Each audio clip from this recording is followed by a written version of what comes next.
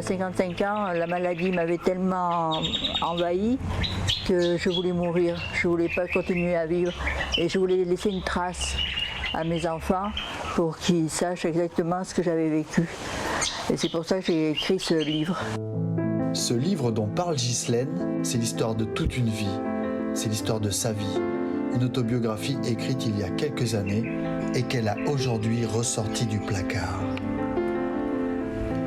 Atteint et diminué par la maladie de Parkinson, Ghislaine décide d'organiser des ateliers destinés aux mamans de la commune pour apprendre à tricoter. C'est une façon pour elle de retrouver du lien social. Alors qu'elles échangent leurs histoires entre elles, l'une de ses amies est captivée par ses propos. En m'entendant parler, elle me dit « Tu devrais écrire un livre ». Et moi j'ai dit « Mais c'est fait, je l'ai déjà fait le livre ». Et elle n'en revenait pas et elle m'a dit « Je peux le lire ?» Je lui ai donné à lire et quelques heures après lui avoir passé le manuscrit, elle me téléphone en me disant qu'il fallait qu'il soit édité. C'était une histoire qui tenait la route, quoi.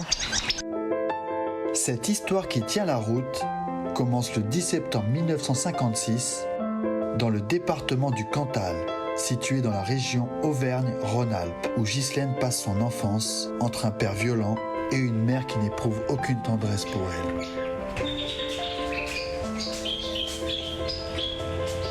Les bons moments, il y en a quand même un peu quand même. Et surtout le meilleur moment, c'est la rencontre avec mon mari. Le jeune homme dont parle Ghislaine se nomme Maxime Nikiriaï, un jeune Kanak qui est venu en métropole afin de faire l'armée. Et puis notre photo de mariage. Où j'ai fait la plus belle rencontre. Qu'est-ce qu'elle vous inspire comme souvenir, cette photo ? Le souvenir que j'ai eu ma liberté.